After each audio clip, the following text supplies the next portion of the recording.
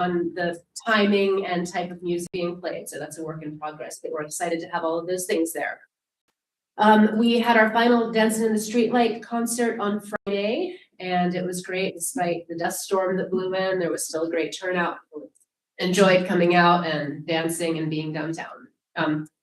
Our Love It music series kicks off next month, September 10th, and that will be 7 weeks in a row. It's a lot, but it's going to be really fun. We've got some great artists coming to play a different genre of music every week. So you know what I tell people, you're not necessarily going to love every one, but it's going to be different types of music, and every show will be different. That's Thursday evenings in Ralph Edwards Park from 6 to 9 p.m. And it's family friendly, it's free. We really want to get as many folks in the community out as possible. We're working on getting thousands of small flyers with the schedule printed so we can get those distributed to everyone. And then, let's see, we have a program, a grant-funded program starting up. It's called Socially Savvy TRC. It's basically a best practices in social media marketing for businesses. So how to post, how often to post, how to get a following. We have the first part of it is a free seminar open to anyone in the community. It's taking place on August 24th at the Geronimo Springs Museum. We're having a seminar at 10 and one at 5:30, identical, just to fit different people's schedules and work schedules.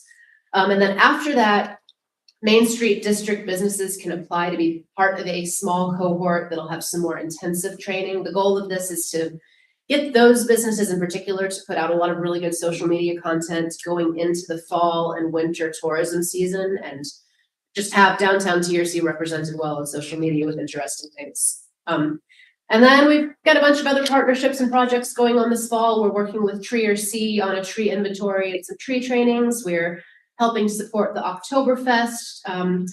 We are working on funding for our wayfinding signage project, Halloween, Christmas, all that good stuff. So thank you. Let me know if you have any questions. Thank you, ma'am.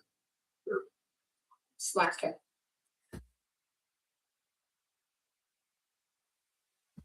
We'll move on to public hearings. If we don't have any proponents or opponents, we won't have to open it up for a public hearing, but we would like to hear for item D1, discussion action, public hearing and final adoption of ordinance number 774, general obligation bonds series 2026. Mr. Muirhead is here and Mark Valenzuela is here as well. So, and Mr. Mayor, actually, I would suggest, even though no one signed up, you might want to just call a public hearing anyway and see if anybody just want to approach the podium and say something. Just for the record, we can say we did open it. let's do the presentations first and then All right. Thank you, Mayor, Commissioners. Chris Muirhead with the Model Firm, the Bond Council. This is an ordinance you're familiar with. This will be the fourth and final installment of your general obligation bonds that were approved in November of 2022. At that point, $3 million of bonds were approved, $1 million related to public roads improvements, $2 million related to the city's water and wastewater system. To date, there's been 3 prior issues that have used up a little over 75% of that. The bond issue in front of you now is the remaining 630,000, with 190 going towards streets and 440 going toward the water wastewater system. The NMFA, as in the prior issuances, is the lender, and they've approved this, with 10% of it being at disadvantage 0 interest rate. The other 90% at market rates, and they are a AAA rated entity that gets AAA rates on their borrowing. The ordinance sets forth the same structure that you've seen, which is property taxes that pay back these bonds. So there's ad valorem taxes in place that have been producing enough revenues to pay the existing debt, plus this debt without an increase, provides for the form of the bonds, and notably delegates to the city manager and the mayor to accept the pricing terms with finance authority when this price is in a couple of weeks. It will close at the end of September, and those monies will be available for your projects at that time. Mr. Valenzuela is also here if you have questions on the market, or if you go right there. Good morning, sir. Mayor and Commissioners. Mark, for the record, Mark Valenzuela, bond advisor to the city. I would just simply echo what Chris has said. Everything is in line, and we would certainly recommend your approval of this ordinance today to keep moving forward on the transaction. I think one other thing I would say is that this is as Chris mentioned, this is the last piece of the election from 2022. And we have to under state law, get this sold by November 2026 of this year. So November of this year. So we'll make that timeframe and it'll all come together very nicely. So I'm happy to answer any questions that you or any commissioners may have. So. Okay, thank you, sir. Commissioners, anybody have any questions? I think we've heard this several times. I think we're pretty much up to That's true. You're speed. tired of seeing. No, absolutely. Anytime it comes to money, we're happy to see that. Yeah. All right, sir. Well, at this time, it is 9:09 a.m. I'll open up the public meeting. We don't have anybody signed up, but if anybody missed a sign up, if anybody would like to either be a proponent or opponent of this bond issue, please step up. No takers. I'll close the public meeting part of it. Thank you for humoring me. Could make just a couple of comments on the practical and useful side. Again, one of the requirements is that 5% of the bond proceeds get either allocated or spent within the first 6 months to meet that obligation. Again, at the last meeting, you were made aware that we did receive a Water Trust Board grant for $2.3 million for a wastewater plant, and so we would be obligating $270,000 of these funds to be the match portion for that particular project. So again, at this point, once the ordinance is in place and the bonds are sold, we've met the beginning obligation for those funds. And I'll give you more on my report about other spending with the bonds funds we currently have. Thank you for the comments. I just have one comment, and I want to thank the community of Cruiser Consequences, New Mexico, for this initiative in this issue. This has allowed us to leverage that money to receive tens of millions of dollars for our community, to make the needed improvements that we are in the process of doing right now. It's resulted in a boon for this community. It's going to make this community better, stronger, more ready for the future. And I want to thank the citizens of our community for having given us the faith to follow this through. All right, thank you. With that, I'll open it up to a motion. I'll make a motion to accept bond ordinance number 774.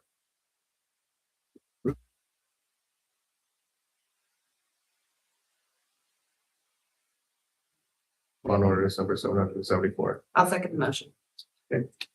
Horace? Honorable Amanda Forster. Aye. Honorable Ingo Hopner. Aye. Honorable Chaz Glenn. Aye. Honorable Ralph Epworth. Aye. Motion carries. All right. Thank you, gentlemen. You know, I'm looking here, 774, I'm looking here at the packet. I saw 772 somewhere. Mr. Mayor, the one you said down, That's just a mistake on there then, so we'll change it to reflect 774. 774. Yeah. Okay. Sorry. Glad you're reading. Thank you. Let's move on to reports. First up is City Manager. Mayor, absent Mayor Pro Tem and the rest of the commission, good morning to everybody.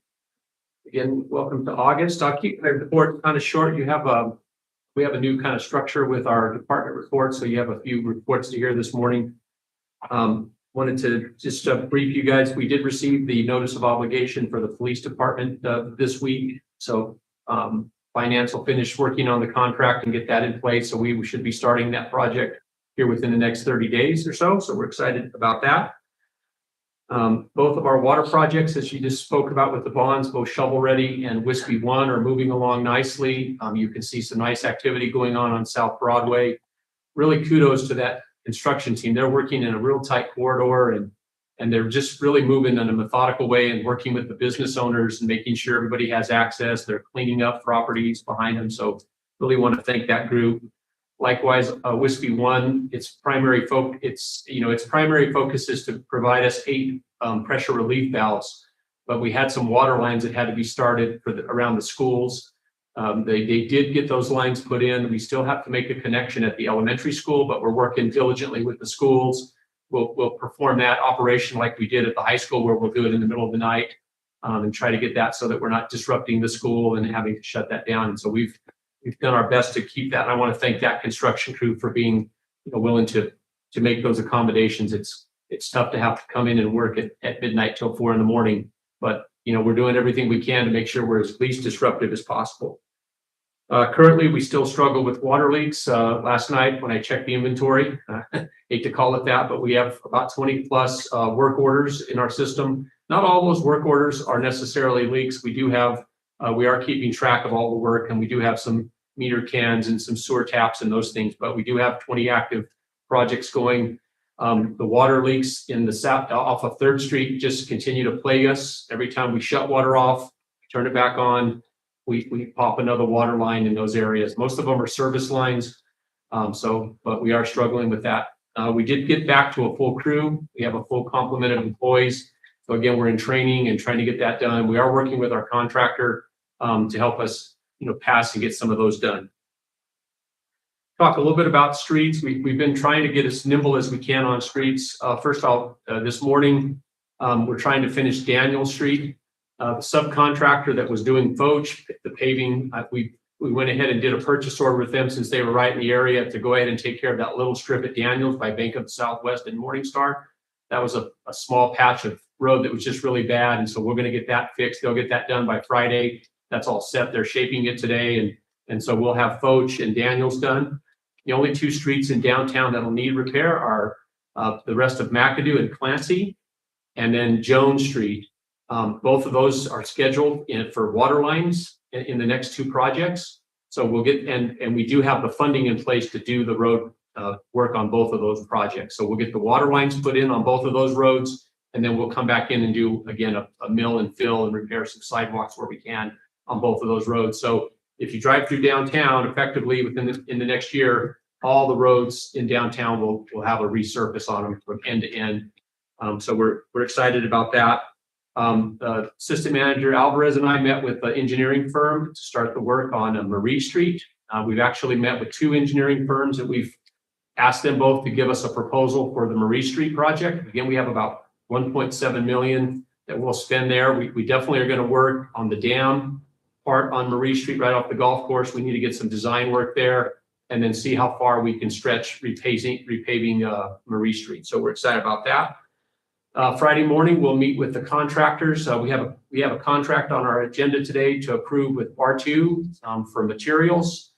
And then so we hope to get that active pretty fast, and we'll start on Cherry Lane. We did replace the water line on Cherry Lane, but we'll be now going using the bond funds that we have to do an overlay on Cherry Lane. So we're trying to get that done as quickly as we can.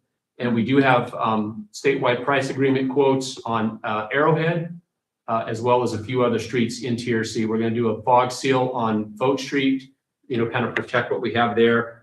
So we've got those items going. At the end of the month, we have the Municipal League will be having their annual meeting in Las Cruces, which is really nice. We're taking a few extra members of staff since it's so close. But as you notice, we did have to amend our meeting schedule. So we'll be meeting on Friday of that week, as Wednesday is the main day of the Municipal League Conference. So we'll be having our business meeting at 9 o'clock on Friday, and I thank the clerk for setting that up for us. And then finally, I did receive an email regarding cybersecurity at our wastewater infrastructure. Many of you may have seen that on the news. We've convened a meeting with our water team. We're going to bring in our engineer. I've met with our engineer to talk about our vulnerabilities. Again, our system is really pretty manual, with the exception of our SCADA system. So somebody could actually get into our SCADA system and shut off one of our pumps. They could shut off some mechanism at the wastewater plant, but they're all manually controlled as well. So it would be something that would be seen quickly, and we could return to full operations. But we are going to convene a meeting with the team, with the engineer, and make sure that we're aware of any other vulnerabilities that we might have in that space. And we're going to get that done next week. So with that, Mayor, I would stand for any questions that I could potentially answer. Commissioners? I was going to talk about Foch Street, but Becca took my thunder. So When is the final walkthrough again? tomorrow morning, we'll have our final walkthrough. I plan to be on the street. The project manager will be there this afternoon. So he and I, and potentially Tracy, will walk and kind of look at anything that we think needs to be fixed before tomorrow. We'll do the final walkthrough, and then it's up to the contractor and the engineer to determine whether they want to when they turn the road over to us. So our hope is that Friday morning we'll be able to open the road for drive traffic, but we won't know that till the the contractor has to release it to us before we can do so. Just in general terms, one of the discussions has been with some of the local folks is about the music, unfortunately. How much they all love country music. Yeah. What are the plans and regulation for that, and how are we gonna make sure that it's played at appropriate times and not too loud and all that? Well, I appreciate it. Obviously, it's been on for about a month and we just have it really on a manual control. They just kind of turned it on for us. It's an application on your phone, just like you would run any Bluetooth application. We're hoping to get some training this week on the full functioning of that app. We've kind of it's been a little challenge to figure it out. But we think what we do is probably set a schedule, kind of Sunday through Thursday, where it would be like 9 to 5 or 9 to 6. Get the tone set right, and then maybe Friday and Saturday is a little different. And then we've talked about, of course, holiday schedules, and again during the Christmas season, it's kind of a set. If you look at the application, it's a set of radio stations that are available. It's not a, you can't sit there and pick and choose music and make a playlist. It's a wide variety, so it's kind of hard to find one channel that plays a little bit of everything. But as soon as we get a little more training and understand the app, we're going to get it dialed in to be something like that. And it does reset. The problem we've had with the volume is it seems to, when it goes off at night, the next morning it resets at the highest volume. And so that's where we've received some challenges where you kind of, no one's there, and then you go down the street and it's pretty loud. So, but we'll work that out. Okay. All right, thank you. I think this community is classic, so we should do a lot of classic rock. I hear that. And it would be nice if you could play like the local radio station. I think that would be a nice flair just to, Yeah, I agree. but it doesn't give us that option yet. So we'll do that. Thank you, sir. We'll let Becca figure that one out for us. All right. Becca and OJ. All right. All right. Do we have some department head? Well, so again, now, as you understand, we've kind of changed our structure. We have 3 different structures. And so today, our community service director, his team will be here to give you those presentations. So I'll introduce OJ and let him come up and introduce his team to give you reports down the list. Okay.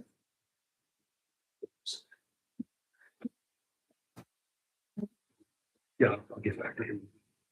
Just saw that. Good morning, Mayor, Commissioners. I appreciate our public services department leaders for being here with us this morning. They will each provide a brief report on the work they are currently undertaking and the services they provide to our community. I want to thank them for their continued work.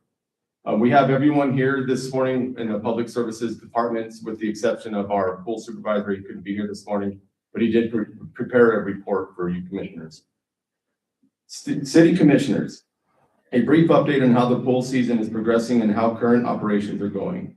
It goes without saying that we are an outdoor pool that is very weather dependent. Currently, with our $1 entry fee per session, we see anywhere from 25 patrons a day to over 100 when we have our pool parties.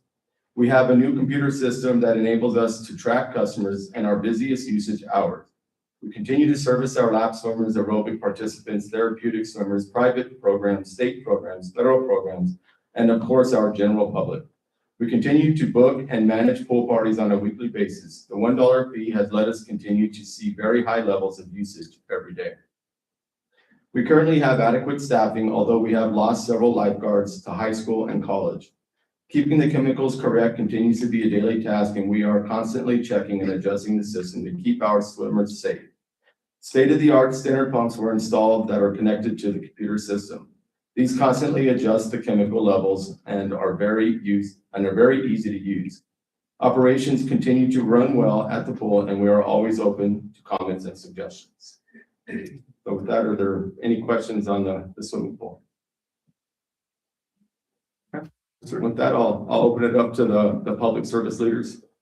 Thank you. Thank you. Who's first? Tara, let's go with Tara. Of course, I'll be the guinea pig. Good morning, Mayor, Commissioners. So from January to July, we've had a very successful year. Had 398 animals come into our building. 89 have been adopted out of those. 16 of those adoptions were done in one day, which we're really excited about. Actually broke our busiest record for adoptions. We've had 116 return to owners, which is the highest it's usually been for this time of year. We've also had 103 go to rescues. So it's been really successful. We have a current 93% save rate, so we have maintained our no-kill shelter status for over a year, and we're still growing from there. As you know, we do have a medical grant that we have from Best Friends. It does expire next month. There is still funding in there, so I have talked to them. They are working on amendment that we will bring to you next month probably, so that we can continue to use it before it expires. Next month on September 10th will be our 4th time doing Dog is My Co-Pilot just this year, our 5th time overall. So we're really excited. We've gotten a lot of dogs out because of that and a lot of long-term dogs out, which makes it even better. We're currently in the process of the building plans for our expansion, and I can't wait for that to happen. Hopefully it's completed tomorrow, right, Gary? Yeah, tomorrow. I can dream, right? You keep the pressure. Sounds like I'm gonna it's keep realistic. That's my Totally And then, as you know, every year there's the New Mexico Humane Conference that's in Albuquerque, and I get the honor of going every year. This year is a little different. I get the honor of actually presenting a course for the first time. So I'm super excited. So I will be filming it for anybody who wants to laugh and cry with me, because I'll probably be crying of it. And that's all I have for the shelter. Thank you, ma'am. Okay. Questions, comments? Thanks again. You always amaze me. Thank you. Is that Pat from the library?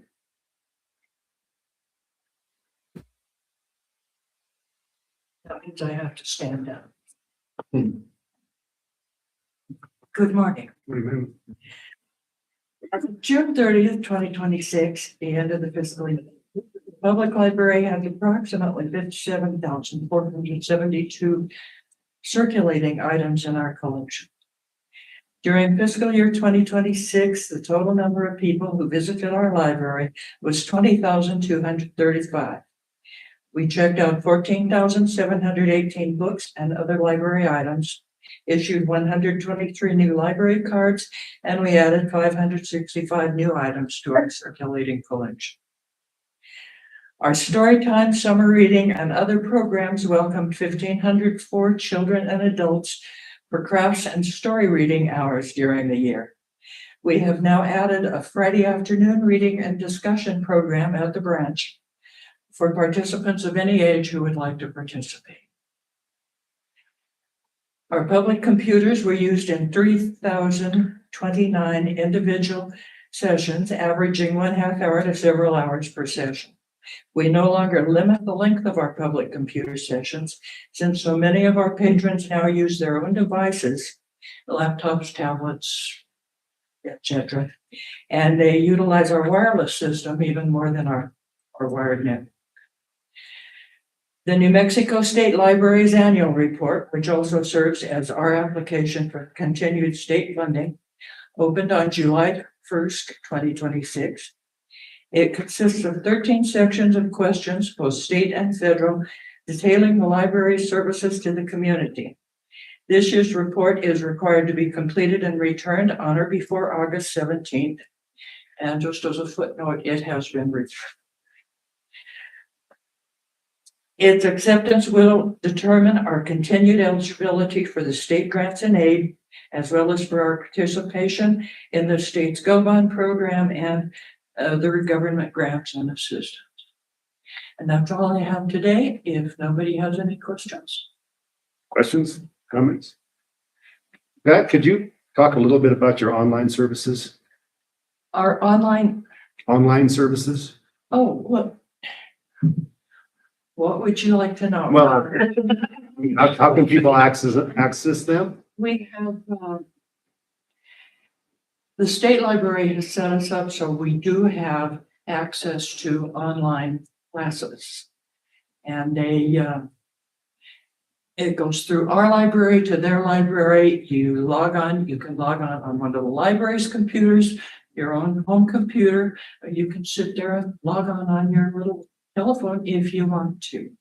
And there are hundreds of real various, they've got classes on just about any subject you want. The ones we are the most successful with are actual online education. You want to know how to use your computer? Get online and it'll teach. So. Does that answer? That's your part of it. question? And how about checking out books and things of that nature? We can't check out books online. We can put them on hold online. Okay. And they'll be in the library waiting for you when you get there. Or if you have some physical reason you can't get to the library, we can check them out and bring. So we have a delivery service. Yes, it's called library Wow, okay. outreach. And That's yes, cool. it's, we can do that. Okay. All right. Thank you. Okay. Anything else? Yeah. And Mayor, I- will go back to work. Nobody? I would point out there's something that I hadn't thought of with the online or the computers. The other day when we were there doing our interview and talking, there was a business owner in there using the computers to print the estimate that he needed to take to a customer because his printer at home was not functioning. Right? I think that we lose sight of that the libraries can be a hub for business as well. I thought that was really good. And then we just would like to thank the library. So we had a cooling center twice this year, and the library was gracious to host us. We kept it open for an extra hour. We had water, and we had various staff man it, and the library was gracious to keep the doors. And so again, the library is more than just a place to get books, right? It's we're really using it, and they do a lot of things for the community. So thank you, Pat. Thank you for that. We do try. Thank you. All right, let's hear from Parks and Rec. Good morning, Mayor and Commissioners. Well, quick update for the parks. We're always busy. Microphone in front of you, Oh, please. yes. There you go. We're really busy. They told me that it was only gonna be busy during the summer. Not all year long, That's what they hook you. but it's been fun. Right now we're busy with mowing and weeding all the weeds and stuff. That's and then we got soccer going on right now. And this year's teams we got more players this year. We got a couple more teams for the U12 for sure. And so we're just keeping up with the field there. Having the more projects we're fixing water leaks, in our parks, they're always busting. And our two, things we gotta do this winter or in our off time supposedly. We're gonna fix a water line that always, busts like 10 times during the summer. We're gonna replace that whole line. My plan would be to also redo the sprinkler system on Seafield.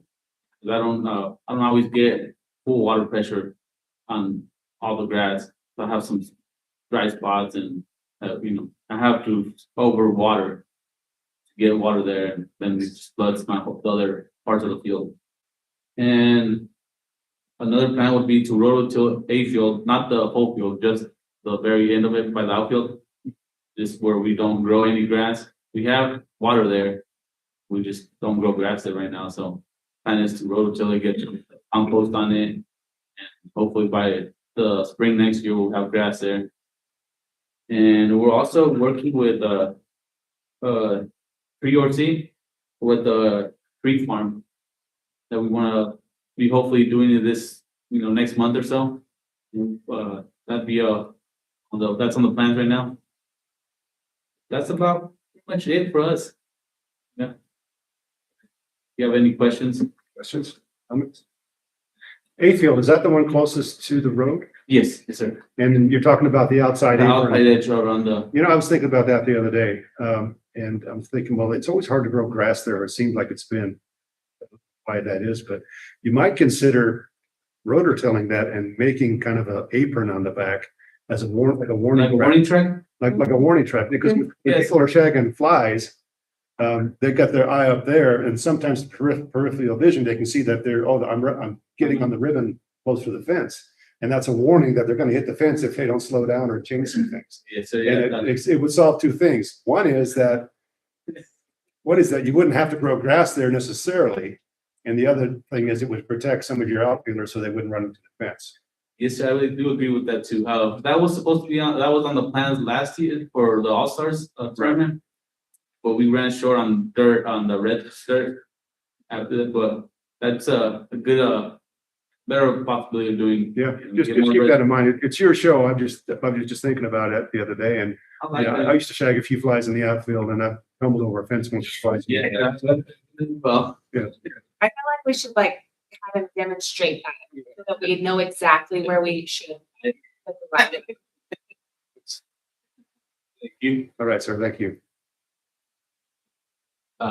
Mayor, members of the commission, I do receive a lot of compliments with people driving through town and you see the baseball fields. They really do look great. And the problem is that field looks so nice now when it's mowed that those dry spots that aren't growing really show up a little more. So I think, Cesar's, we got it in our vision, but all the way through town, we do receive a lot of nice compliments that the city's, at least on this main streets, looking sharp. And part of it is the baseball field area looks really great.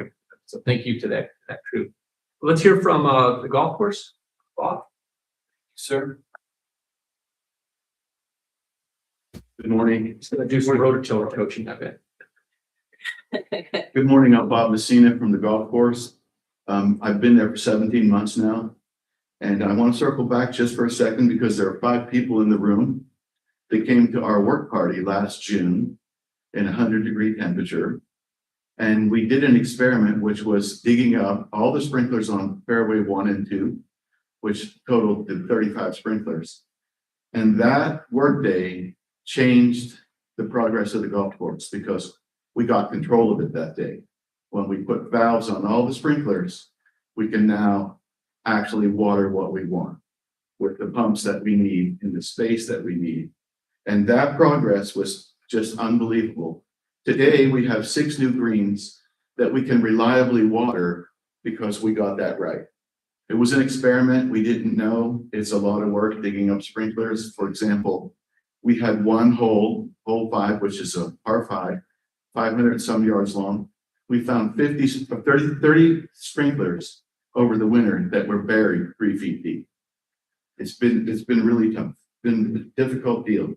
But I want to thank you for approving the pricing that we changed on the golf course.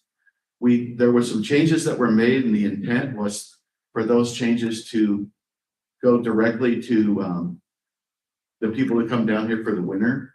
But what's happened is the golf course continues to improve. It's the residents here who are coming out and saying, I'm going to take a chance on this, and I'm going to buy a 1-month membership. And then they come back and buy 3. And so that change in pricing has done 2 things. One, now parents can come out with their kids that are under 17 and play for free. So we have more kids on the golf course. We have more parents that are happy. And then in addition to that, a lot of people don't realize that at 7 a.m. in the morning, we have 15 to 20 walkers on the golf course walking there because there's grass, the trails are nice, and they're walking their dogs. So there's a lot more going on there than just golf. And so the benefits to the golf course today are the daily 7 a.m. people. They're there, they're happy to be there, they feel like it's theirs. They'll drive in, walk in, and in addition to that, all the grass that we've grown, the wildlife on the golf course is amazing. You should come see. If any of you want to come see the golf course, just come. I will ride you around and show you the whole thing. Because you can't get a grip on it from where you're sitting, but you can get a grip on it if you come out there. But we have deer on the golf course, lots of bunnies, quail on the golf course, road runners on the golf course. Because of all the growth in the grass, all the wildlife has come in from the desert and is on the golf course, especially since we're also watering those same animals. So today we have a golf course that's playable. It's playable. It's not, when I took over with Gary, that golf course had no grass. Today we have good reviews. If you look online, the reviews are positive. People are happy to be there, and we're moving forward. My goal was by the end of July to have grass on all the fairways, and in spite of both of our pumps not working, we have grass on all the fairways. So I believe we are on our way. The reviews are positive. People are happy. On Saturdays, when I started, we would maybe get 2 people. Then it was, once we put the new greens in, then it was 10. Now it's about 25 on Saturdays, plus the kids. So we're growing and this is what I'm hearing. I would much rather come here and pay $16 than to go to the other golf course and pay the same thing, to do the same thing for $80. So it's working as a community service project. It's working and the people are happy. And so am I. I want you to know, I love my job. You have any questions? Any questions?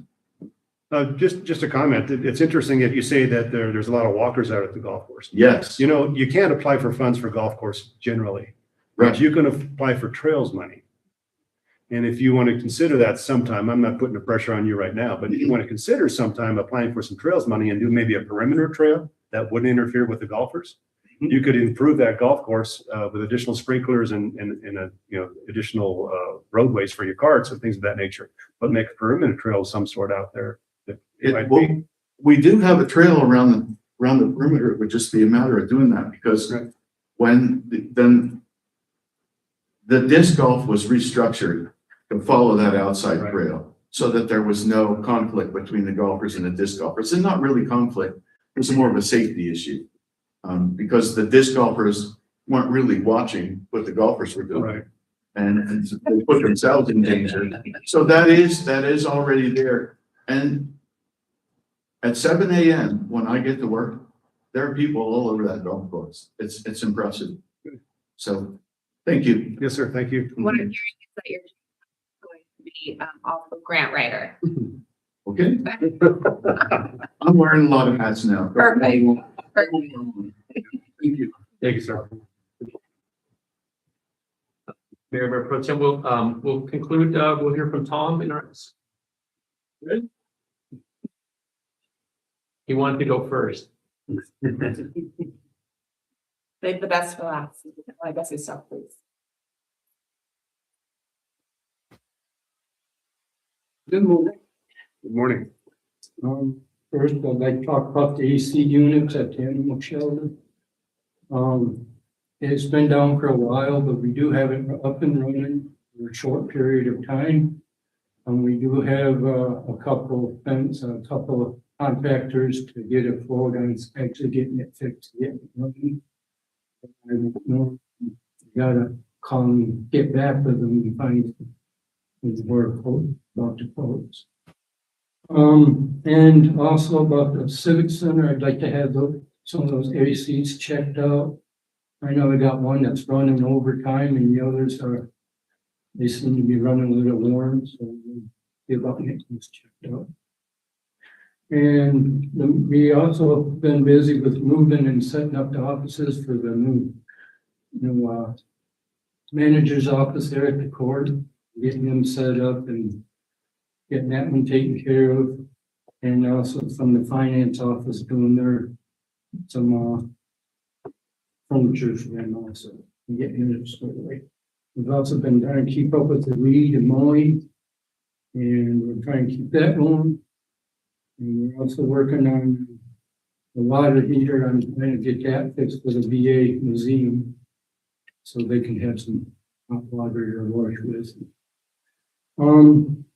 Also, we're busy with other calls that come in, and so we have to take time out to take care of some of the other calls that need to be done. And position staffing, I have 2 open positions. I've got one guy that came in today. But he'll be here for a couple of weeks because he was already set up to go on vacation, but I figured maybe give him a chance to figure out if he really liked the position. And I'm not sure when the other guy's gonna start. I haven't heard anything back yet, but I'm gonna check on it and see what's happening. Other than that, Good. Thank you. Any questions? Excellent. All right. Thank you. Chair, I would just say that as we conclude, public speaking is not everybody's best issue, and I really appreciate the crew coming out and, we try to, give you guys some information so you feel like you can at least see that we're working, and the crews are really, really working really hard. And what I'm most proud of at this point, this team is really working together at the facilities and the parks, and they're solving problems together. And And that's a good thing. They're really connected and helping each other. So I'm really appreciative of that. That would conclude all my department head reports. And at this point, I would like to introduce the chief and let him come up and talk to you about what he's got going on. Great, thank you. Chief, good morning. Good morning. That's gonna be a hard report to follow with all these hard workers we have. Yeah. I wanted to put the pressure on you. Good morning, Mayor, Commissioners. We've been extremely busy at the police department. I've had the opportunity to attach myself to patrol shift schedule and interact with community members, which has been extremely exciting, and just getting a different perspective from the patrol aspect of it. For the month of July, we fielded 1,067 calls for service. To break it down a little bit, patrol had the 709 out of those. Animal control took 163 calls for service. We had 26 motor vehicle accidents for the month, 11 sky referrals, 57 follow-ups. We had 1 DWI, and code enforcement was working 10 different properties for that month. We conducted 90 traffic stops and issued 25 citations. The crew had 10 arrests for the month. We're currently still working the SAFER grants, which are specific to just traffic enforcement.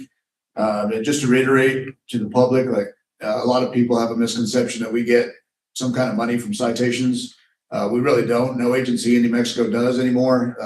The funding, any penalty assessment goes to the general fund. And so when we're out there conducting traffic enforcement, it's strictly for public service, public safety aspect of it. We're trying to get those 26 motor vehicle accidents down to quite a bit lower number. As you know, the motor vehicle accidents affect us all with our insurance rates and everything, and so that's important for us. And then public safety, of course, on top of that. We continue our training. We've launched a public service aid program. Some of you have heard or have seen it in some of the bigger cities. Cruces, Albuquerque, and I believe Deming and some of these other areas are running it. So we have individuals who have training, have gone through a basic academy, and for academically passed it, but for physical, they had injuries. They didn't complete the academy, so we have that training, and so we're going to utilize that training and we put that public service aid program into effect.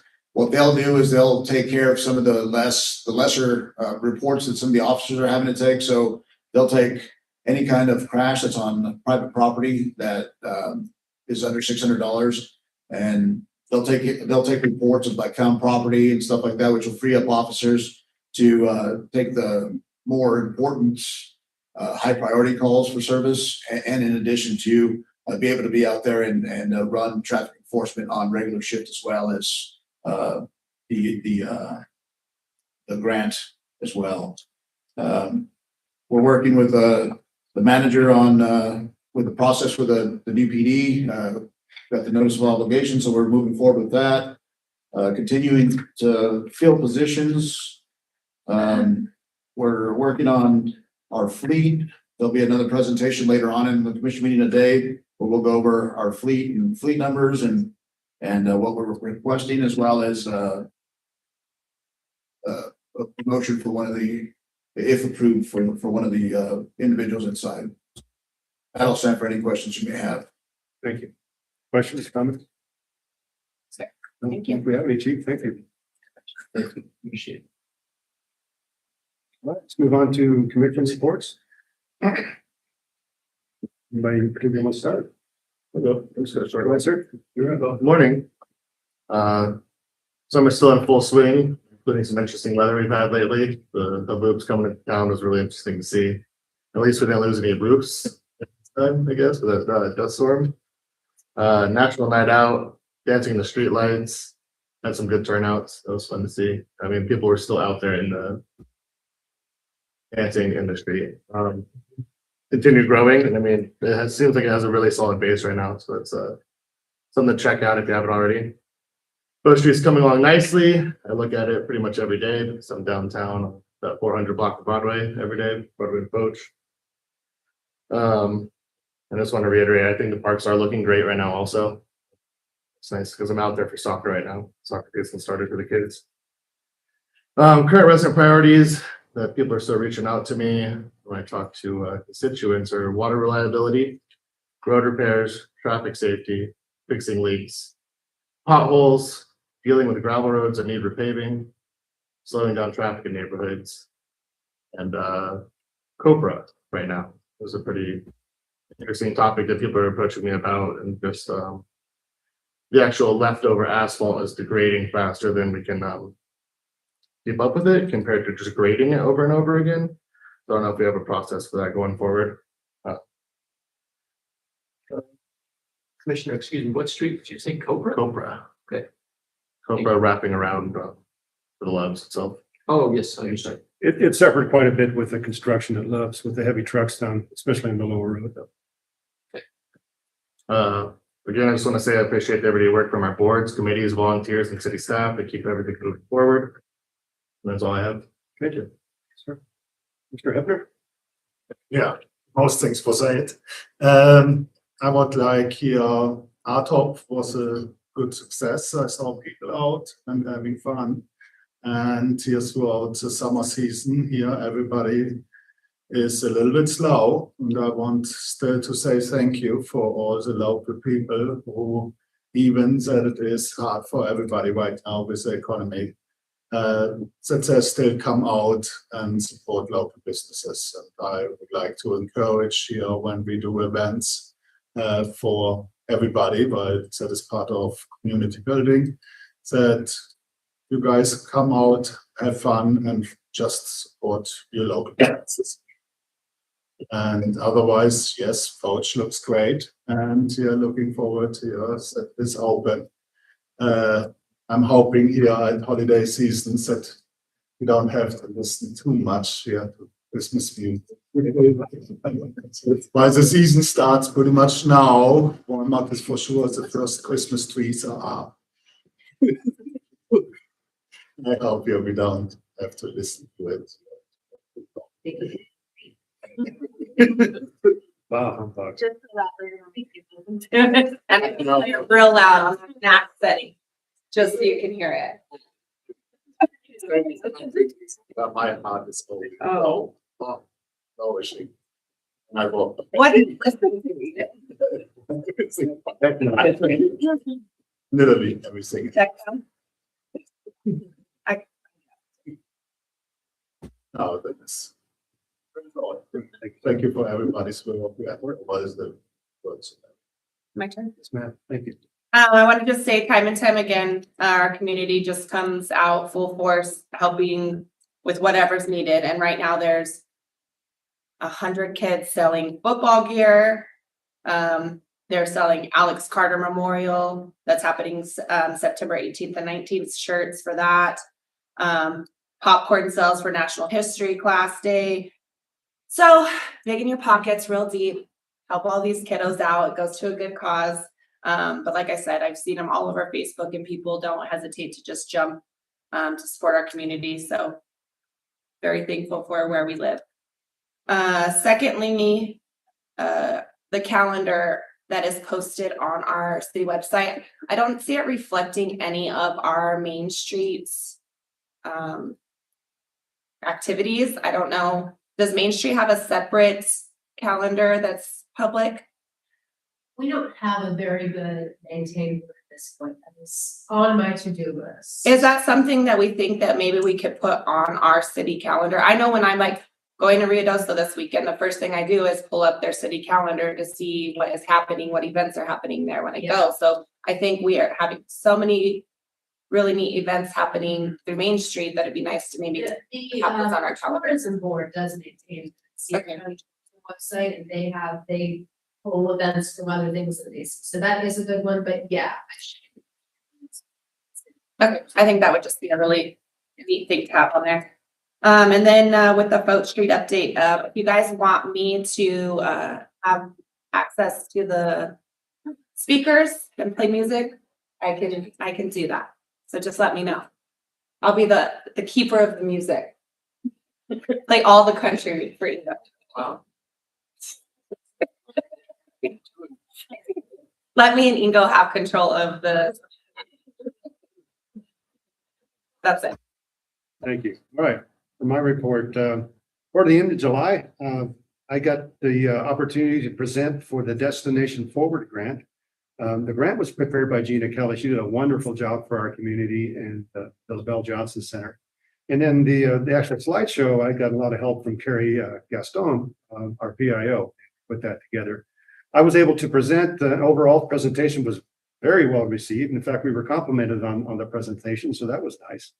And we basically asked for funding for $500,000 for stucco, HVAC, roof repairs, water remediation, and additional foundation stabilization if it's needed, because we already have $500,000 that we're going to use for that.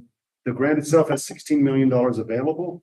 Of course, there are many more requests than there is money available as usual, but I think we're very competitive, and we should hopefully get some money for that project. So looking forward to hearing back from them. Also, toward the end, the middle of last month, I presented to the Legislative Finance Committee in charge of Transportation, Revenue, and Infrastructure. It's a subcommittee comprised of senators, representatives from around the state. I co-presented with Sierra County Chair Jim Paxson and Mayor Richard Holcomb. For the TRC area, I talked about our roadways after our water lines are repaired and needing $4 to $6 million down the road to repair those roadways after water lines are put in. You know, overall, our water line project is $100 million project. That's 43 miles of roadway.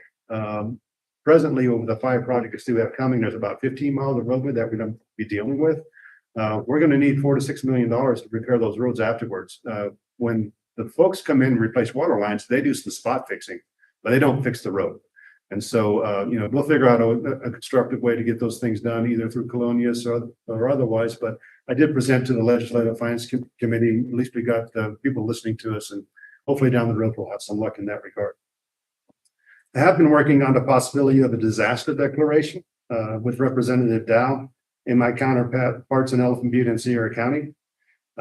We're in the process of polling some of our businesses to determine if lake elevations have been affecting their businesses and how much. I have some of our businesses, I know some of our businesses are suffering in terms of consequences, but especially Elephant Butte because of our proximity to the lake. So I know that I've asked Main Street to assist with some of that polling, and also the Chamber of Commerce. Hopefully we'll have some feedback from those folks and from our businesses to see where we are. And if there's an opportunity for a declaration, which I'm hoping results in some funding for our businesses, we'll try to get that done. So we're working on that. Perhaps by the meeting on the 28th, we'll have something put together, and that'll be kind of our target date. Do we need to follow in a declaration of disaster as Elephant Butte and the county are doing? Would it be a supportive thing? Yes, that we well, need to yeah. do? Yeah, I know the county has done one already. I think the city of Elephant Butte is considering it. They're polling their business right now, and we're going through that process as well. So I've met regularly with the mayor of Elephant Butte and the chairman of the county, Sierra County, and we're kind of working in concert on those things, and we'll get that done. Sure. I've had several discussions about the possibility of opening up some roadways to OHV use, at least travel or pass on to get to other trails around the county. Talks include the Council of Governments, New Mexico State Parks, my counterparts at Elephant Butte and Sierra County. So there may be some information down the road that we're working on right now. I can't let it out yet because we're in a process of it, and I don't want to spoil anything, but hopefully we'll have some additional access and stimulate some economy in our area with OHV use. So that's what I've been working on. All right. I'm busy. Yes, ma'am. Thank you. All right.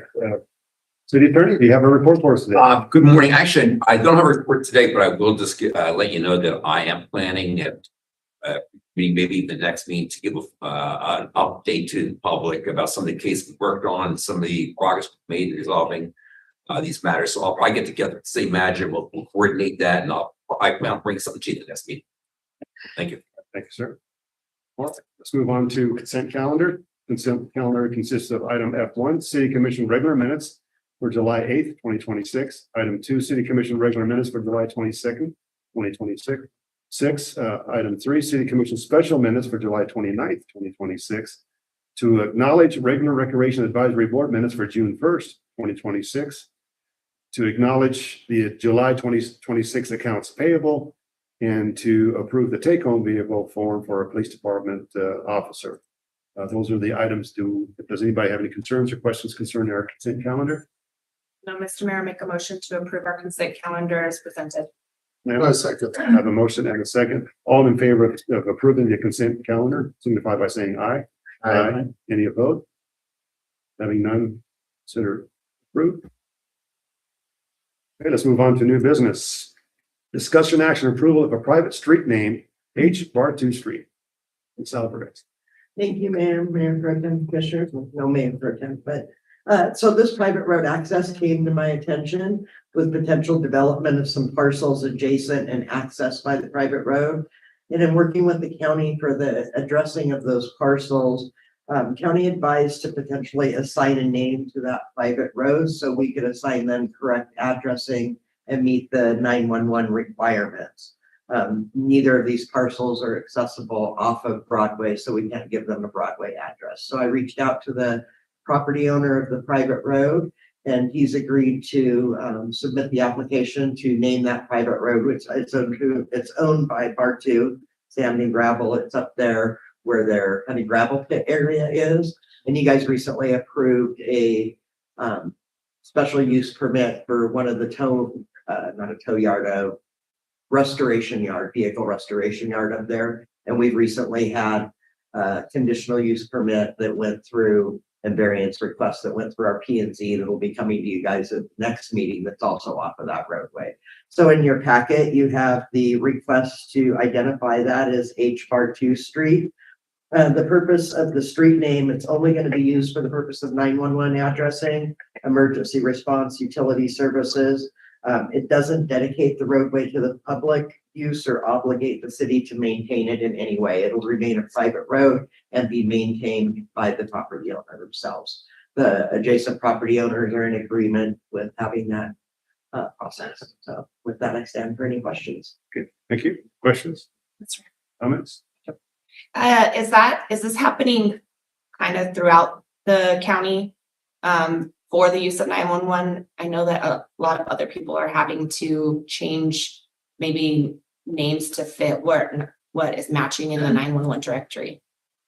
Potentially, yes. We have a couple we're discussing with the county, a couple of roadways that we may have to look at renaming. Okay. Stuff. But in this particular case, it was simply to address these parcels for development. They've just been undeveloped for so long. That's good. I have no concerns or questions. Okay. I'll make a motion to approve the request to recognize a private roadway identified on the parcel listed as H. Bartu Street. I second. Honorable Charles Kleins. Aye. Honorable Ralph Fessler. Aye. Honorable Amanda Forster. Aye. Honorable Ingo Hopper. Motion carries. Item G2, discussion action. Item number 2026-06-012, road materials contract award, Bartu Sand and Gravel. So good morning.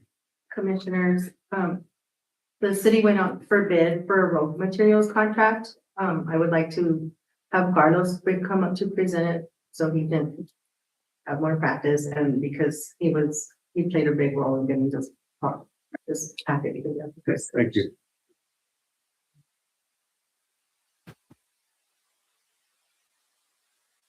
Mayor, good morning, commissioners. Good morning. Good morning. That's correct. We went out for Could bid. you start please by identifying yourself? Oh, sorry. So we know. My name's the Chief Procurement Officer for the city, Carlos Miyagishima. Thank you. And as Jocelyn was saying, we did go out to bid for the road materials, ITB 2026-06-012.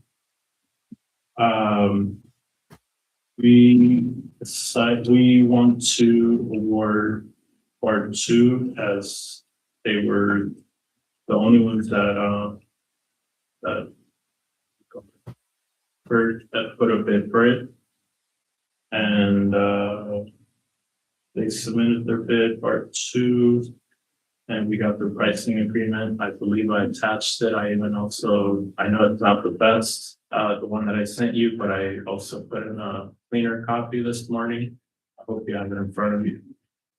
And you can see all the details there.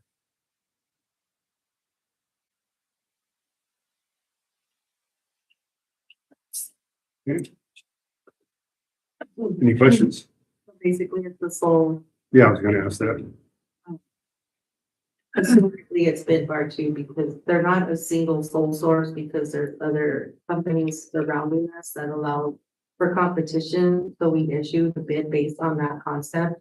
But historically, bar two is the local, and we continue the procurement process to stay legitimate.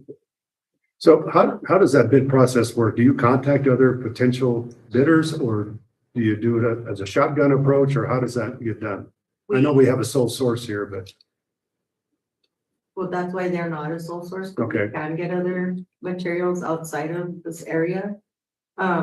We send out, we publicize in the local paper, it's the first rule of the procurement process. But we also reach out to the Albuquerque Journal and the Las Cruces paper. And then we send out email invitations to, we'll Google search vendors with similar aspects of the request we're making. Okay. And then we give them the opportunity and open it up. And then at that point, what the opening bid date is whoever shows up. And it's just for road material, so it makes sense to use them because they're here instead of. Cause it costs more. to haul Instead of it. paying somebody to haul it in from somewhere else. But they didn't have some items, but those then we would go like to haul it haul through something else. I'd also like to point out, this is a 8-year services agreement with a 3% and also 2% increases for the multi-years. And yes, as Jocelyn mentioned, it is a single source award. Okay. Right, so those 2 and 3%, those are automatic increments every year? Okay. Any other questions? Sir. All right, I'll take a motion. I'll make a motion to approve ITB 2026-06-012 with Parks, Sand and Gravel. Do we need to include or approving pricing agreement? We're actually approving, are we approving the agreement also, or is this? And not It's all, we're approving the It's in the contract and it's part of it, yeah. okay, got it, all right. I'll second the motion. Thank you.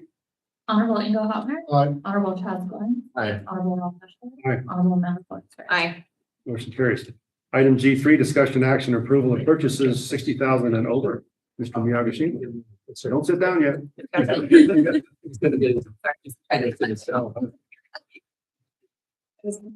Holding it. Okay. Good morning again, Mayor.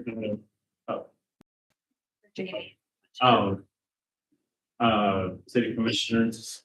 Let me see which ones first. I have 3 here. Go with Arcade Border International. Yeah.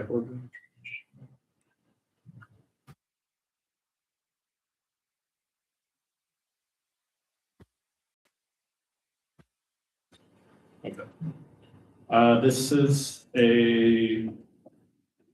we want to get this approved. It's for a total, it's, as you mentioned, it's with RJ Border International. This is a total of $93,674.70. And this is, we're going to do this through a Sourcewell contract if it is approved, of course. Contract is 032824. And this, the requisition that they're wanting to get approved is a CV truck that will be for the back trailer. And I'd like to defer to Jamie Foreman so she can give more details on this purchase, please.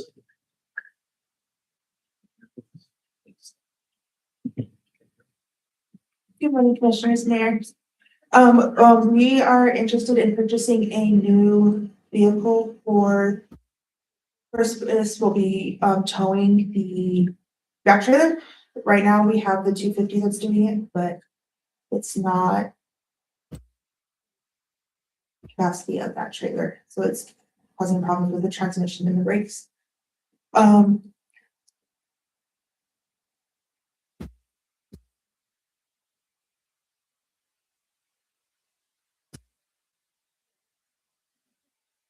So currently at the water department, we have a total of 7 vehicles. 2 of those are being used for meter reading solely. Then we have the 250 that is currently pulling the back trailer. We have the 350, which is a supply truck. We have a 150 that we named the rack truck. That one is for hauling pipe. And then we have our admin little kicks that's just for in-town use. And then we have a backup meter truck for our 3rd meter reader who does, when we get behind on meter reading, that's the vehicle he uses. It's one of our older vehicles, and so it doesn't get around very much with for wastewater, we have a total of 4. We have an older F-150 that's a plant truck. We have the 2019 F-150 that has the diesel transfer tank in the back. And then we have our water and wastewater production vehicle that gets used to do all of our rounds for water and wastewater productions. And then we have the 2024 Silverado, which is the supervisor vehicle, and that's the one I currently drive. Would you go back to this? I just want to state for the record that 5 of the 7 vehicles are from 2003 to 2020. And 2 of the newer vehicles are 2024 vehicles. Sometimes we get accused of driving around new vehicles all the time. And I know that we take care of our vehicles and generally they're clean and they look nice, but we have an aging fleet and we do need to replace things from time to time or acquire other vehicles. Now go to the next slide. And if you'll notice on this slide, all vehicles are less than 2024. The newest vehicle is a 2024. The other 3 are 2014 to 2019. So again, it's an aging fleet, but it's a testament that we take care of our vehicles. We try to keep them running as best as we can, and we get as much use of them out as we can before we replace or add. Yes, sir. Right, There, on this side, if you go back, our oldest vehicle right now has almost 165,000 miles on it. So we are using them and we do take care of them.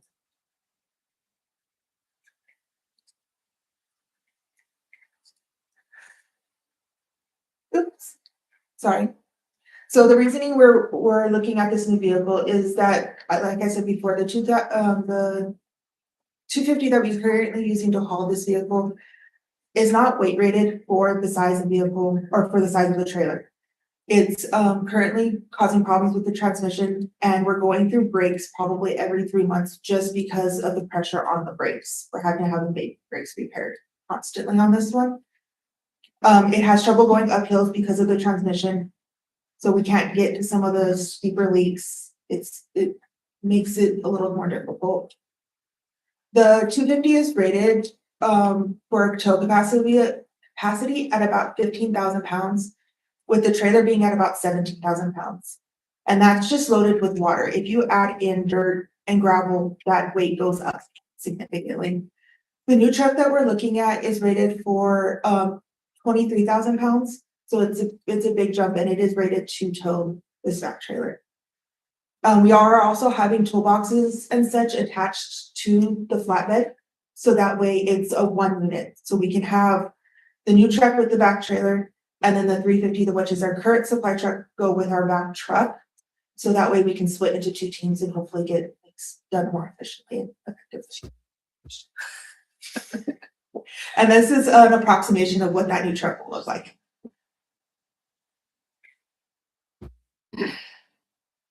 I'll start for any questions. You sort of answered my question already because I asked, well, why don't we turn the F-350 that you are using as a supply truck? Why don't you haul that and then make the 250 be the supply truck? But you couldn't answer that question.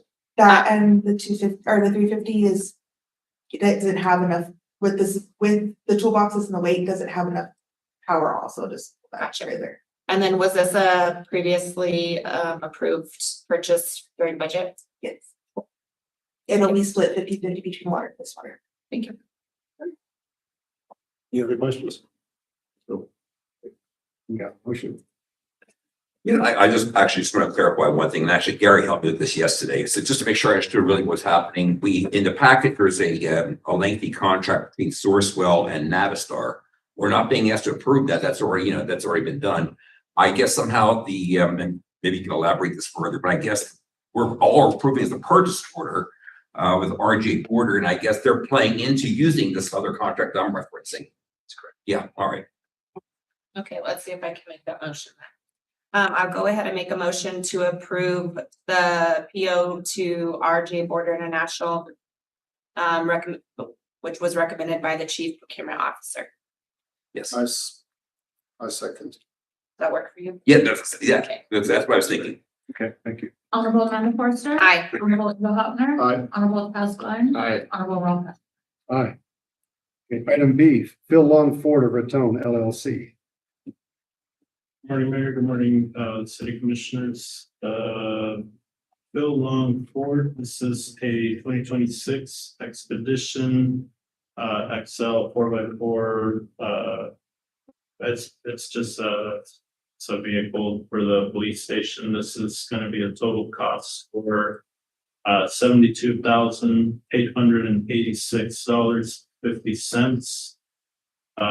It's not just the vehicle itself, but it's also going to be a expedition outfit with sound, lighting, and everything fully equipped. It seems like this is going to be this is going to be procured through a statewide price agreement. I don't believe I included that, so that's my apologies. It's only on the actual quote where you can see that. It has a number there. It's 40-000-24-00068, which is specific to automotive vehicles. And see what else I can mention. Yeah, and any other specific questions, I'll defer to the Chief Tubbizon to answer them for you. It's Chief.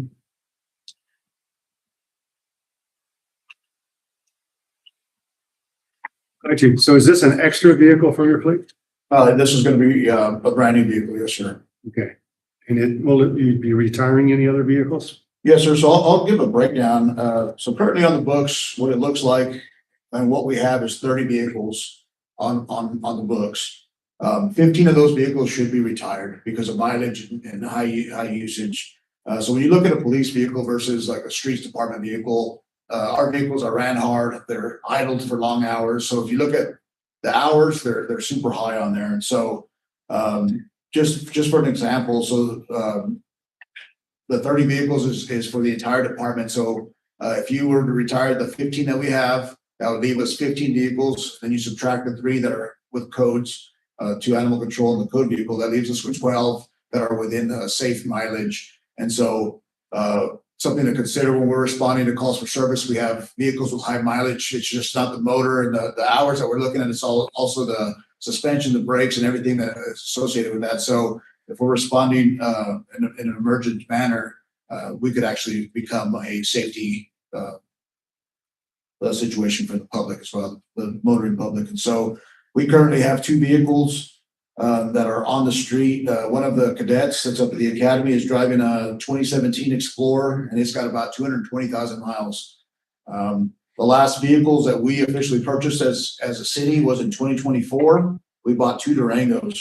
In that same year, Doña Ana County graciously donated 4 Tahoes to us, but these Tahoes were also retired from their fleet. And so they have anywhere from 162,000 miles to 204,000 miles. And the majority of those, the transmissions are out on those. We have one that is semi-operable right now from that donation that was given to us. And then in 2025, we received a donation of 2 vehicles from Santa Fe Police Department. One was a Chevy Tahoe and the other was a Ford Expedition. The Chevy Tahoe has 120,000 miles and it's starting to get some transmission slippage. And then the Expedition's got 77,000 miles, and that thing is still running pretty decent. So that's still out there, and it's currently assigned to the detective. So we would like to purchase this vehicle for the detective so that he's a local, and then so he'll have a reliable vehicle that he can go and respond to any kinds of calls for service if a 4-wheel drive is needed to get there. And then that Expedition will be pushed out. The way it's outfitted currently, it would probably be outfitted to our crime scene / PSA. And then there's later on in the commission meeting, there's going to be a motion for some additional vehicles. And so we'll look at replacing some of the other fleet, but there should be 15 vehicles that are no longer operable that should be going up to auction. The manager and I have spoken with the auctioneer to help with taking some of the equipment down because we can't sell them as police vehicles. So we have to take the lights and some of the other stuff out. And so we're in discussion with that. We're supposed to have a meeting here about that. And so those should be off the books here hopefully soon.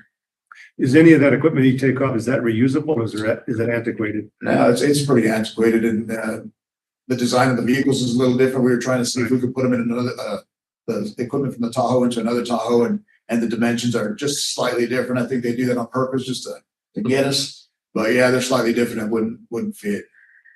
When vehicles are retired, is that retired from police work, and are they used for commute vehicles, or are they just retired altogether? So well, it depends. Like you can retire them, and if they're in decent shape, you could reassign them to another department within the city, or sell them to the public, and then that money that whatever's obtained from that would go to the general fund. So it's one on that. Okay, thank you. Yes, sir. Any other questions? Okay. Okay. Chief.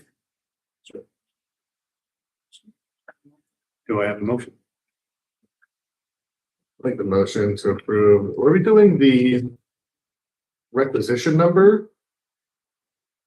Or So the actual? going to Bill Long for a red tone. Yeah, for the 2026 Or to expedition PO. in the amount of 72,886.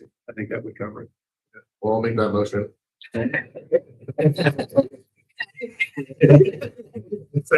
We have a second, Mr. President. Honorable Amanda Forrester. Aye. Honorable Ingo Hopner. Aye. Honorable Patrick Kane. Aye. Honorable Ralph Hassel. Aye. Thank you. Great. The last one is with IntraWorks. Yes. Good morning again, Mayor, City Commissioners. That is correct. The last one that I have is for IntraWorks. This is specifically for the new police department building that we're getting it prepared. So this is for the police department security systems controls. It is going to be a total of $143,879.40. Let me just double check that just so we can, yes, okay. And this is going to be under a statewide price agreement. I did include the number there. The code. And it's going to be a multiple source fund. Let me break that down.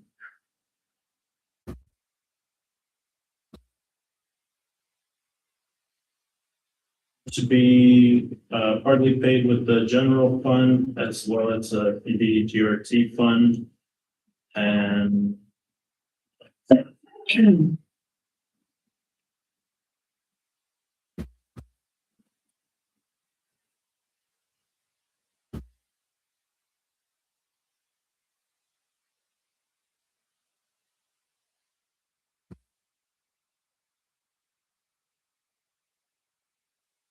is seems to be it. As far as the specifics, once again, I'll defer to either Tracy Alvarez or the chief, whoever wants to break it down even more. Okay, I have a question. I think it's for you though. It does say at multiple sources for 143, but on our finance sheet, it has 155. Yeah, it's on the agenda review. Yeah. Agenda request form. under finances on our agenda request form. It's a different number. So what number are we approving today? Gender, that's well. Yeah, it's so 195, so it's not supposed to be the ice contract is 140. Oh, okay, yeah, so, yeah. So I sent this, originally I sent that one first, and then I noticed my error, so I corrected it, and I guess it was left out there, so I do apologize for that. The correct number is 143,879 with 40 cents. Thank you. And my question, and it might be either to the chief or you, Gary, is, so this is part of the overall package for the police department. So I'd like to know how the finances are working in that regard with this addition, knowing that we've got, we've received some funding already and how that's being spent, but what does the package look like now? Be happy to answer that again, Mayor Pro Tem, members of the commission. So again, our overall PD initial budget is approximately 800,000. We set aside some money from the general fund. We set aside money from the PD gross receipt tax, and then we received the capital outlay allocation. The last meeting, you approved a contract with Carizal to be the contractor at 550,000. So what your vision here would be is they're going to put together the walls, the structure, the carpets, the building itself. In the electrical, they'll make all the connections ready. And then this is the technical package of the design build for the PD. This is all the cameras, all the door security, all the assets that the chief needs to bring that building into full police facility compliance. So that's what you're looking at here. And we're still about 100,000 under that initial, overall package. And so the last piece that we need to then procure is going to be just the parking lot itself. So we're going to get the construction will give us a fence, the bullpen, enclose the garage, finish out the interior. This will put together again all the technical, the required safety requirements, and then we'll look for a contractor then to do under statewide price to finish out the parking lot, and that'll be how the project is coming together. And this vendor is very familiar with the community, with the facility. He's looked at it before. Finance is familiar with, so they looked over this really well. It's a good package. It's well put together correctly, and it's the right for our project. Chief. Okay, thank you. All right, any other questions? All right, you have a motion? Yep, I'll make a motion to approve the PO with IntraWorks in the amount of $143,870.40 as recommended by the chief procurement officer. Thank you. Second, Ms. Doris. Honorable Chaz Glenn. Aye. Honorable Ralph Reffler. Aye. Honorable Amanda Forrester. Aye. Honorable Ingo Hawk. Carried. Thank you. Folks, it's 10:30 now. Does everybody feel? Anybody need a break? Good. All right, keep moving. Item G4, discussion action, extension of animal shelter services agreement with Sierra County. Mr. Hashner. Morning, Mayor, Commissioners. So brought to my attention roughly about 3 weeks ago that our contract with Sierra County for animal health services had expired. I'm going to go back to, I did some research. I'm going to go back to about 2023. If you all remember, we worked on the animal shelter services for Elephant Butte and for Williamsburg.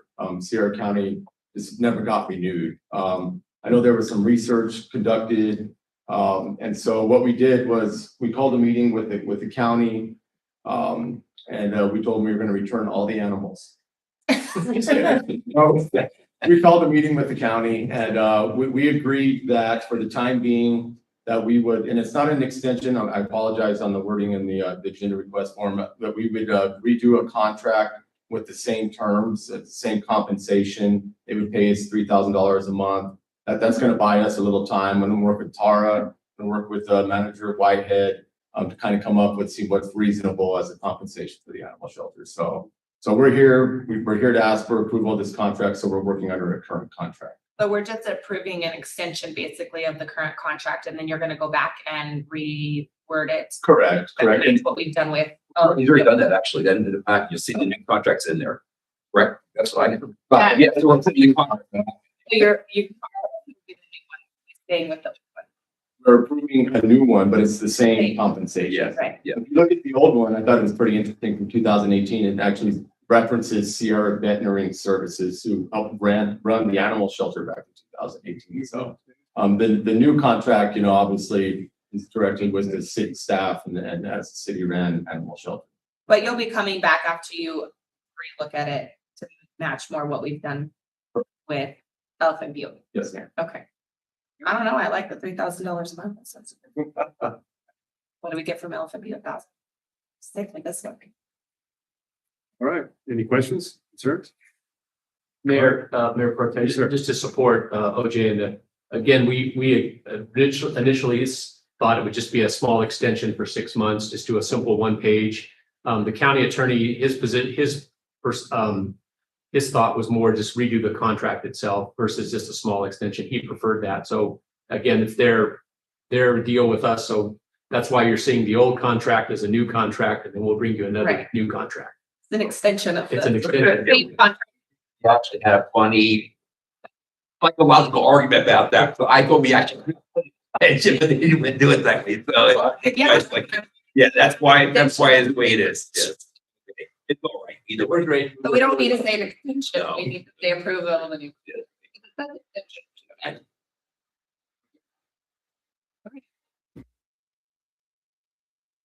Make a motion to approve the agreement between the county of Sierra and the city of TRC Animal Shelter. Was put in the packet. Second. Thank you. Honorable Angel Hopner. Aye. Honorable Amanda Forrester. Aye. Honorable Charles Klein. Aye. Honorable Ralph Hassler. Aye. Carried. D5, discussion action, incorporation of the National Fitness Campaign Fitness Court into the Luis Armijo Sports Complex Master Plan or other potential locations.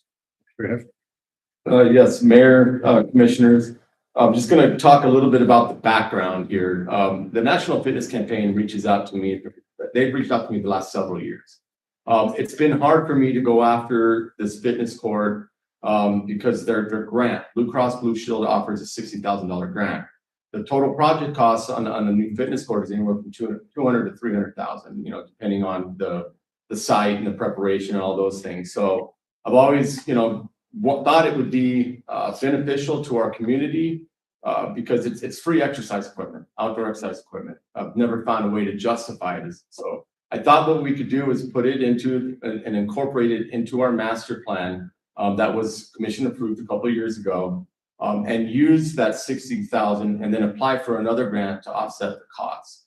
There's other ways that you can also offset the costs. There's in-kind services.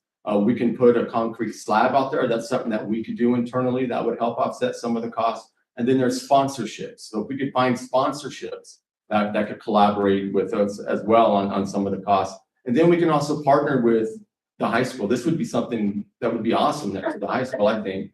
So there's other potential locations that I wanted to discuss a little bit.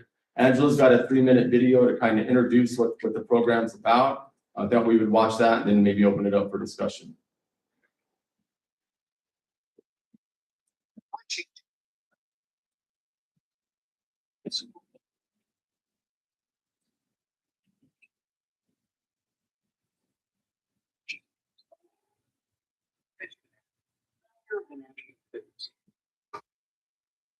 Founded in 1979, we opened the first fitness court. Redesigned for the 21st century, the fitness court is the world's best outdoor gym. Our 7-movement, 7-minute system allows you to use your own body to get the perfect workout. Easy or hard, it will work for you. Our goal is to build healthy communities by making outdoor fitness an essential part of people's lives so that each day is better than the last. Now more than ever before, it is vital that we move fitness outdoors to remain safe, healthy, and strong. Michiganders, as soon as we can, we go outside, which is one of the reasons why the fitness court was such an attraction.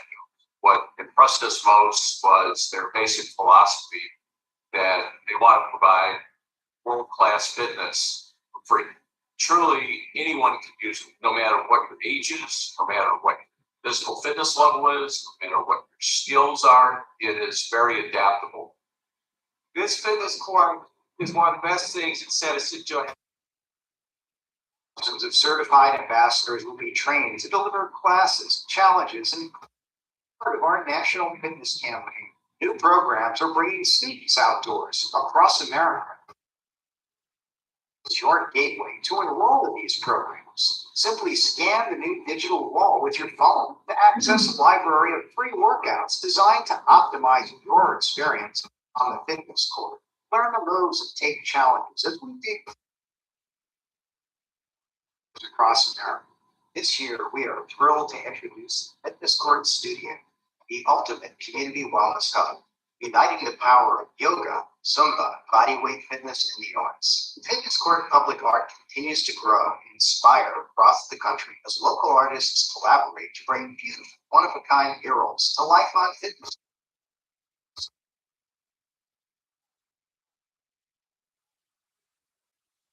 From respected sponsors to support free fitness. Wherever fitness is a priority, you can find a fitness court. We're partnering with large cities using urban movement data to map the best locations for healthy infrastructure. We're bringing fitness courts to within 10 minutes of population centers everywhere. They provide these wraparound services that, from a city's perspective, that's what you want in a partner like this. You want it to come presented to you on a silver platter with a bow tied around. They're one of the best partners, I think, that I personally have ever worked with. We serve almost 1.2 million members across Michigan. And this partnership for me is an opportunity for us to bring health and wellness opportunities to our community. So I would actually invite cities and organizations, small, to explore the opportunity. Feedback from different municipalities and different communities has been very positive.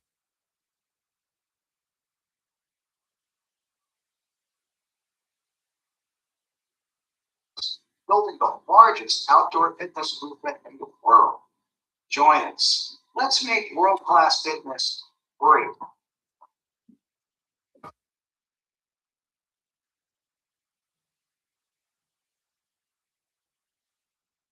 So the first page you'll see here, and I believe it's the grant application process. So what the national campaign, what they want to see is they want to see that they have support. It could be commission support, city support, it could be school support, it could be things of that nature. Then we apply for the grant. And in New Mexico, there's the Blue Cross Blue Shield grant, which is $60,000. So, you know, how do we get from the 60,000 to the 220, the 240, whatever that may be? So I thought maybe we just add it to the master plan, and then we use that to go after additional funding. And then you'll see the location here on the maps, the renderings of our master plan. And we all felt, we met with Site Southwest, we met with Wilson, and we also met with Ollie Campbell from the National Fitness Campaign. And a great location would be there, located next to the basketball court, up there on the top right of the map, where you see the pickleball courts and the basketball courts. They want the fitness studios, the fitness courts to be next to a trail or other amenities, exercise equipment, other amenities such as that. They do not want them next to playgrounds. You're supposed to be 14 years old and older to use it. So I'll ask for any questions. If you apply for this, when would you know if you get it or not? It's probably not going to happen this year. When I was talking with Ollie Campbell, she's the person, the representative from the National Fitness Campaign I've been speaking with for several years. You know, she said it didn't necessarily have to be this year. Like once we get it into the master plan, if that's what we choose to do, then we'll, you know, as you guys know, we've already received some funding. We haven't received, we're waiting on a grant agreement for the new playground equipment over there at Family Park. So, you know, this could be the next potential piece. And then I don't want this to lose traction. So I want to keep bringing it up and talking about it. So, But it's something that you could apply for like every year, like they come every year and want to. But I would assume if you got that grant, you would have to use it probably within the year. Correct. So that's why you haven't applied for it. It's always been hard for me to kind of help. What happens if we just find like another place to like house like a Gaga pit ball or a tetherball or things like these? It's like around the area where we could spend $60,000 and just add to it. You do that too. Commissioner? would it be, well, and I don't want to take away from this, but if it's something that we can add to, if it's something that we can continue to do year after year, is this something that we can have an MOU like with the county and maybe do something at the fairgrounds? Okay, absolutely. Well, just putting that little bug, I have ideas. Yeah, no, and that's where, this could be a community, it could be a county, and a Williamsburg and a tier C community, the club, HUD, all these different, we could find a way to maybe, split some of the costs or have some sort of buy-in with it or something of that nature. So.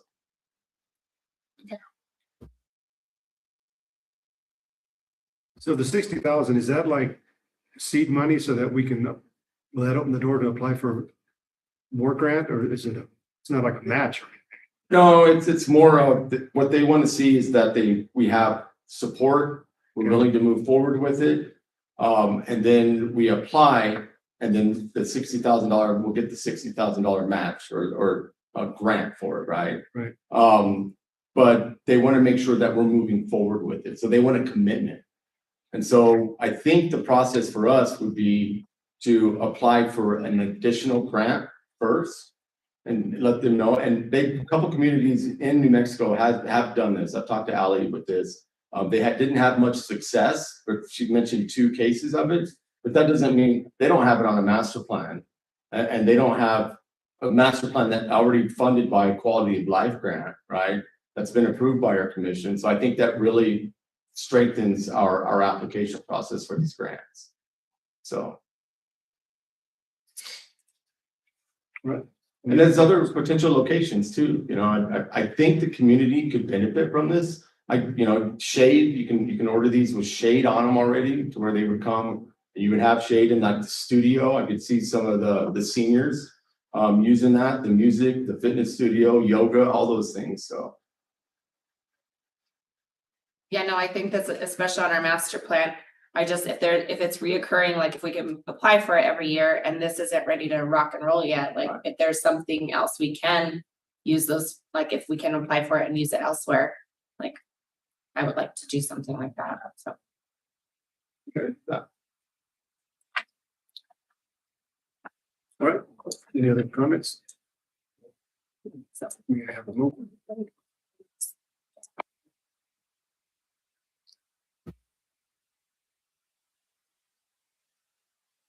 Or are we just approving the master plan? It's just the incorporation of the. Okay.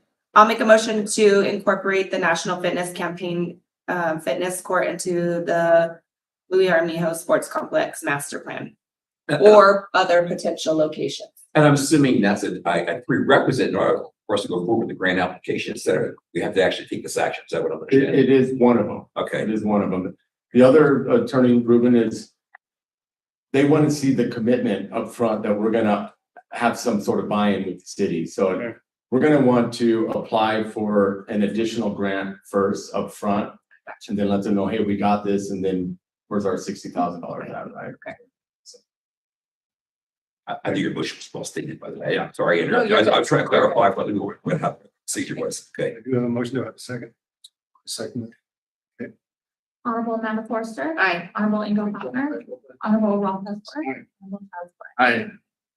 Mary, Mr. Mayor, just real quick, if it's okay with you, could we skip down to G15 as we do have guests waiting before we continue your business? That's true. Yeah, I'll have to have a motion. I'd like to make a motion to pause new business G6 and move to G15 to then return back to G6. Okay, I second. All right. Ms. Torres? Honorable Ralph Esper. Aye. Aye. Aye. Aye. Carries. Thank you, Commissioner. Good Move on catch. to item B15, discussion action, NMSU Cooperative Extension Services for fiscal year 26-27, funding request for Sierra County Extension Office. And you go ahead. I wasn't prepared to be up, but welcome. And you do have some guests, so we can really get them. I was given a presentation last week for some needs at the extension office. I really want to let them do their presentation. we're asking for today in this request would be hear the presentation, understand what the need is, and then motion would be either to authorize me to find and work with other parties to potentially find a solution, or again, not to authorize us to move forward. If you, so we're not asking for any funding today, really just a presentation and then direction from you on where we should go. So with that, I'd like to introduce, I think it's Tom. Yes, sir. Hey, Tom, good to meet you. I'm here. It's a pleasure. Yeah, thank you, from New Mexico State, and we'd like to do a little presentation. Morning. Good morning. I am Tom Dean. I'm the Southwest District Department Head, so I cover 9 counties for Cooperative Extension Service down in the southwest corner of the state. And what New Mexico State University, the Cooperative Extension Service, has done as in Socorro County as well as in Sierra County, has implemented positions to be able to address some of our non-traditional 4-H youth needs, and really tailor some programming for school enrichment back to the schools so that we can have a reach and touch almost every individual within the county in regards to that. And so for Sierra County, there was some funding that we were able to procure through Sierra First Community Foundation to start this position. But we just got some notification that we weren't able to secure all of the funding that we were needing in regards to that. So for this particular initiative, the Extension Service, now that we found that out, looking at other avenues like we've done in other communities as far as funding. So we are behind. I've been able to get $50,000 through NMSU and some of our other providers to be able to fund $50,000 of the position here in Sierra County. But consequently, we are behind $25,000 in regards to keeping this position fully funded for this fiscal year. And so we've got opportunities with the county commission to approach them, but we would like to inquire about the city in regards to the need to see if there's any opportunities to work with you guys and keeping this position funded, keep our youth kind of being able to get the education and the impacts that we've been able to make this past year.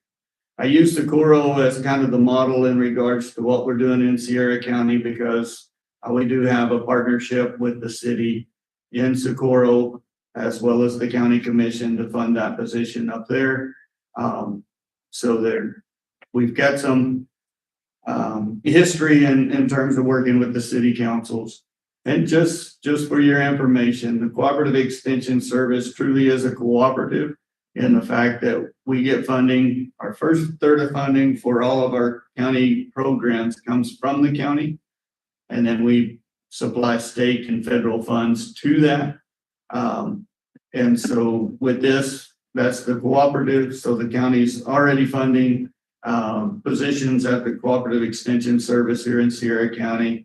But in regards to this one, if we can do more and keep this position going, we'd certainly like to do that. We will continue to look at grants and other opportunities in regards to this position. And Sierra County's, in regards to this model, you know, the low populations and the lower tax base in some of these counties like Socorro and Sierra County. Why this becomes more important is we've got youth that we need to serve, and we commonly lack capacity to be able to do that within the Extension Service, only having one agent. So we've built up the capacity. We'd like to keep that so that we can touch all the youth in Sierra. So with that, I'll yield for questions if there's more detail that you need. Okay, questions? How many youth will this help? So consequently, we could have a touch on almost every youth in Socorro, Sierra County. But we do have an impact report, and I'll just kind of give you some numbers from that on what we were able to serve last year. So direct programming, we reached 1,249 youth. That's the total, and then there were some different programming efforts that were done that, so youth and camping programs, 64 of them were provided in that. Willing to provide you the impact report directly so you can look at all of those numbers if you'd like. So my understanding is we're requesting 25,000, but it may not solely come from our city. Isn't the county already going to come up with a portion of that? Correct, sir. I think we've got a request into the county as well. Is that for 10 or 15,000? I get those two mixed up. Mayor, members of the commission, I spoke directly to the county manager just to kind of understand Right. the county, I believe their number is 65,000 that they already contribute to the extension service for the county. County manager felt that the whole 25 would be a little bit of a stretch, but felt like they could come up with 10,000 additionally if we could find a way to do 15. So in the terms of what we could help, it would look like the request that I might present back to you if you authorize me to move forward would be to try to find somewhere between the $10,000 and $15,000. And I'll talk more about that when you're done with your questions. That's where the two counterparts we've met and discussed our opportunities. Great. Okay. And you? Okay. I'm gonna leave these impact reports here so that you get. Right, sir. Thank you so much. Thank you, Mayor, members of the commission. So when we look at this project, obviously the challenge for us is its budget's done, final budget's been submitted. We're really kind of locked down till after September to really kind of potentially change. So we do still have some limitations on being able to find that. Part two of that, when I think about the funds, we did set aside 50,000 for community projects. You picked and selected 5 members of the community, one of those being the youth group here in Tier C.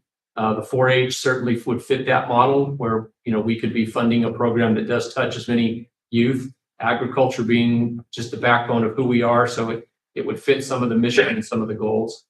I think, again, with permission, I would work with New Mexico State, with the Extension Office and the county to see what our overall funding would be. The recommendation that I would have in speaking with Sarah, the extension agent, it looks like there was an endowment form to try to raise money in the private sector to promote this program. And I think that somehow we need to get involved in that, not necessarily funding the endowment, but try to help that effort go forward. I think there's so many members of our community that fund active 4-H projects. I mean, if you look at the paper after a 4-H auction for the county fair, those dollars are significant. And I think that endowment just probably needs to get better advertised and promoted so that money for this potential is raised, not only from the government sector, but still from the private sector. So, if we could help bridge that gap, I think the youth and the 4-H program are certainly worthy of that. But we do have some limitations, and we certainly really couldn't get to access to any change money till the end of September when the final budget, comes back and approved so that we could do a potential bar. So with that, I would stand for questions. Our recommendation would be that you potentially let us continue to work with the county and New Mexico State to try to find as many solutions and present a number. So we would be in favor of trying to accomplish that. Thank you. Questions, comments? I like the idea that we may not have to take the whole $25,000 bill. And I certainly don't want to be the group or organization or the person that derails this thing. It's already funded most of the way. So I personally would like to see us try to find the additional funds to support this program, and then and work with the county in order to do that. And if that's able to be done, perhaps then you could come back to us and with a final declaration and request, and then we could vote on that. Mayor, members of the commission, that would be our recommendation to do so. We could work together, make sure we fully understand the impact, how many students, how many kids, and all those. And again, I also point out you have members of your employment of our staff that use 4-H. So it's not just kids in the community. I have grandkids that have been in those programs, and it's so wonderful. They're wonderful opportunities, wonderful programs. We need to try to support it. If we're fiscally responsible and we're able to do that, I think we should. Yes, and Mayor, I don't want to lose sight of, because I feel like I've made a little commitment too. We really have SGOA that needs additional funding for food. And so, you know, as I think about it, it's not just looking at this, we really need to look at where we're at. And I had intended to see what our gross receipt tax looked like in January. Right. Let us get 6 months of these construction projects. If it was up, I would present. So we have a few little needs that we've kind of been pushing down the road that we need to take into consideration. And those are just as important as well. Thank you. I guess I'll try to tackle the motion, and my motion would be to approve you looking for additional finances to support this endeavor and work with the county in order to do that. And once that's done, report back to us and request a final determination. Second that motion. Okay. Honorable Ralph Peschler. Aye. Honorable Ingo Hopner. Aye. Honorable Chaz Klein. Aye. Honorable Amanda Forster. Abstain. Okay, thank you. Okay, Okay, thank you. thank you, folks. Can we have a break now? Yes. Yes, it is now 10:54. Let's take a break till 11:05. We convene. Apologize, folks. We should